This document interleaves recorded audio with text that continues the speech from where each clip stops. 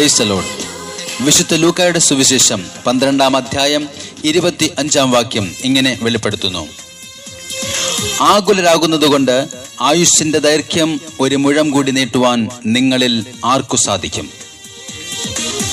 ക്രിസ്തുവിൽ പ്രിയപ്പെട്ടവരെ, മനുഷ്യൻ ഇന്ന് ഉത്കണ്ഠാകുലനാണ്. ഉത്കണ്ഠ വർദ്ധിക്കുവാൻ കാരണങ്ങൾ ഏറെയുണ്ട്. എന്നാൽ നമ്മൾ ഒരു കാര്യം മനസ്സിലാക്കുക: ജീവൻ നൽകുന്നത് ദൈവമാണ്. അത് നിലനിർത്തുവാനും പരിപോഷിപ്പിക്കുവാനും ദൈവം തന്നെ നമ്മെ സഹായിക്കും. അതുകൊണ്ട് ദൈവത്തിൽ ആശ്രയിക്കുക, പ്രാർത്ഥിക്കുക എന്നുള്ളതാണ് ഓരോ മനുഷ്യരുടെയും കർത്തവ്യം. ദൈവത്തിന്റെ സാദൃശ്യത്തിൽ സൃഷ്ടിക്കപ്പെട്ട മനുഷ്യനോട് കർത്താവ് പറയുന്നു: നിങ്ങൾക്ക് ഇവയെല്ലാം ആവശ്യമാണെന്ന് നിങ്ങളുടെ പിതാവിന് അറിയാം. ആദ്യം നിങ്ങൾ അവിടുത്തെ രാജ്യവും നീതിയും അന്വേഷിക്കുവിൻ, അപ്പോൾ മറ്റുള്ളവയെല്ലാം കൂട്ടിച്ചേർക്കപ്പെടും. സ്നേഹമുള്ളവരെ, ഒന്നാമതായി കർത്താവിന്റെ സന്നിധിയിൽ പശ്ചാത്തപിക്കുവാൻ നാം മറന്നു പോകരുത്. രണ്ടാമതായി, നമ്മൾ ആശ്രയിക്കുന്ന ദൈവത്തോടുള്ള നമ്മുടെ പ്രാർത്ഥന മറ്റുള്ളവരെ കാണിക്കുവാൻ വേണ്ടി മാത്രം നടത്തുമ്പോൾ നമുക്ക് പ്രതിഫലമില്ല. തിരുവചനം പറയുന്നു: ദൈവത്തോട് ഉച്ചത്തിൽ വിളിച്ചപേക്ഷിക്കട്ടെ, ഓരോരുത്തരും തങ്ങളുടെ ദുർമാർഗത്തിൽ നിന്നും അക്രമത്തിൽ നിന്നും പിന്തിരിയട്ടെ. നാം വിശ്വാസത്തോടും ആത്മാർത്ഥതയോടും കൂടി സ്വർഗീയ പിതാവിന്റെ സന്നിധിയിൽ സമർപ്പിക്കപ്പെടുന്ന പ്രാർത്ഥനകൾ നിഷ്ഫലമായി പോകുകയില്ല. ഈ ബോധ്യമുള്ളവർക്ക് ആകുലരേകേണ്ട ആവശ്യമില്ല. സങ്കീർത്തനത്തിന്റെ പുസ്തകം 10-ാം അധ്യായം 17-ാം തിരുവചനം നമ്മെ ഓർമ്മിപ്പിക്കുന്നു: എളിയവരുടെ അഭിലാഷം അവിടുന്ന് നിറവേറ്റും, അവരുടെ ഹൃദയത്തിന് ധൈര്യം പകരും, അവിടുന്ന് അവർക്ക് ചെവി കൊടുക്കും. ഉയർത്തെഴുന്നേറ്റ ക്രിസ്തു എപ്പോഴും നമ്മുടെ കൂടെയുണ്ട്. അവിടുന്ന് നമ്മുടെ പ്രാർത്ഥനകളും പ്രവൃത്തികളും കാണുകയും കേൾക്കുകയും ചെയ്യുന്നു. അതുകൊണ്ട് നമുക്ക് കർത്താവിനോട് പറയാം: കർത്താവേ, ഇത്രത്തോളം അങ്ങനെ നടത്തി, ഇനിയും കരുതണമേ. ഇന്നയോളം എന്നെ നടത്തി, ഓ യേശുവേ, ഇന്നയോളം എന്നെ പുലർത്തി. കർത്താവേ, ഞങ്ങൾ അങ്ങേക്ക് നന്ദി പറയുന്നു. എന്റെ യേശു എത്ര നല്ലവൻ, അവനെന്നും മതിയായവൻ. എന്റെ യേശു എത്ര നല്ലവൻ, യേശുവേ, അങ്ങ് എത്ര നല്ലവൻ. അവനെന്നും മതിയായവൻ. എന്റെ പാപഭാരമെല്ലാം തന്റെ ചുമലിൽ ഏറ്റുകൊണ്ട് എനിക്കായി കുരിശിൽ മരിച്ചു. എത്ര നല്ല ദൈവം. യേശു എത്ര നല്ലവൻ, എനിക്കായി കുരിശിൽ മരിച്ചു. എന്റെ യേശു എത്ര നല്ലവൻ. നമ്മുടെ ആവശ്യങ്ങൾ അറിഞ്ഞ് സമൃദ്ധിയായി നമുക്ക് നൽകുവാൻ കഴിവുള്ള ഒരു ദൈവത്തോട് നമ്മുടെ വേദനകളെല്ലാം നമുക്ക് പങ്കുവയ്ക്കാം. അവിടത്തേക്ക് നമുക്ക് നന്ദി പറയാം.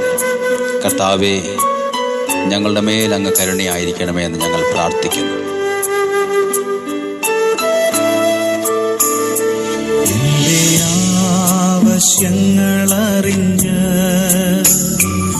ആകാശത്തിൻ കിളിവാതിൽ തുറന്ന്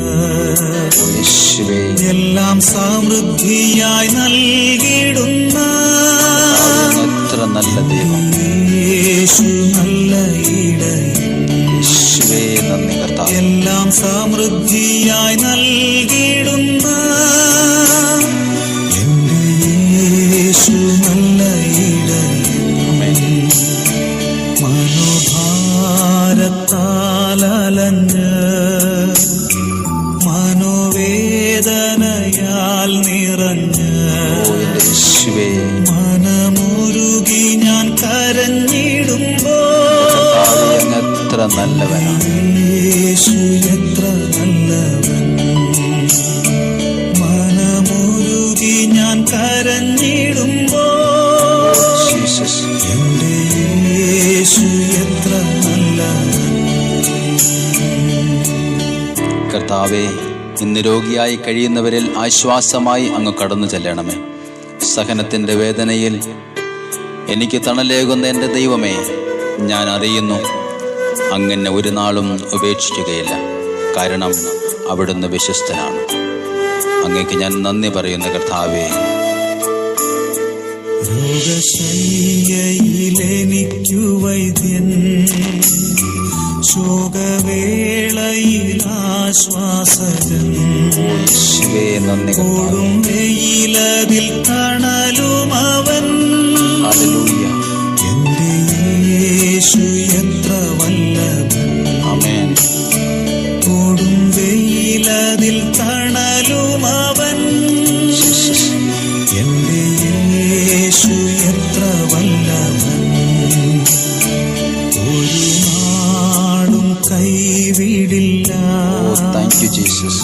ഒരു നാളും ഉപേക്ഷിക്കില്ല. എത്ര നല്ല ഒരു നാളും മറക്കുകയില്ല. എന്റെ യേശു എത്ര വിശ്വസ്തൻ. ആമേൻ. ഒരു നാളും മറക്കുകയില്ല.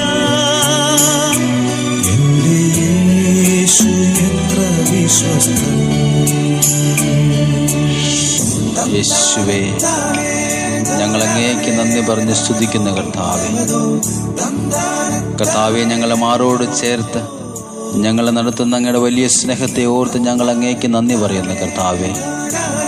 ഞങ്ങൾ അങ്ങേക്ക് നന്ദി പറഞ്ഞുകൊണ്ട് കർത്താവെ ഞങ്ങൾ പ്രാർത്ഥിക്കുന്നു. ഞങ്ങളോട് കരുണയായിരിക്കണമേ ദൈവമേ, ഞങ്ങളോട് കരുണയായിരിക്കണം.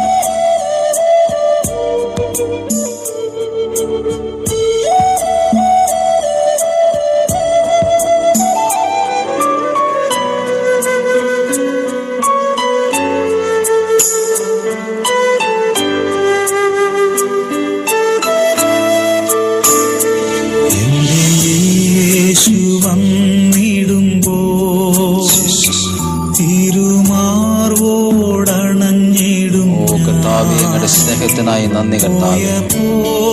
താൻ വേഗം വരും. എന്റെ യേശു എത്ര നല്ലവൻ. ആമേൻ. പോയപ്പോൾ താൻ വേഗം വരും. കർത്താവേ, നന്ദി കർത്താവേ. എന്റെ യേശു എത്ര നല്ലവൻ. ഹല്ലേലൂയ. ഇന്നയോളം എന്നെ നടത്തി. ഇന്നയോളം എന്നെ പുലർത്തി. എത്ര നല്ലവനാണ് എന്റെ യേശു എത്ര നല്ലവൻ. എനിക്കെന്നും മതിയായ കർത്താവേ, എന്നും മതിയായവൻ. എന്റെ യേശു എത്ര നല്ലവൻ. അവനെന്നും മതിയായവൻ. ആമേൻ. ഇന്നേ ദിവസം കർത്താവായ യേശു ക്രിസ്തു നമ്മുടെ കുടുംബങ്ങളിൽ സമാധാനവും സന്തോഷവും സമൃദ്ധിയും കൊണ്ട് നിറയ്ക്കട്ടെ എന്ന് കർത്താവായ യേശു ക്രിസ്തുവിന്റെ നാമത്തിൽ ഞങ്ങൾ പ്രാർത്ഥിക്കുന്നു.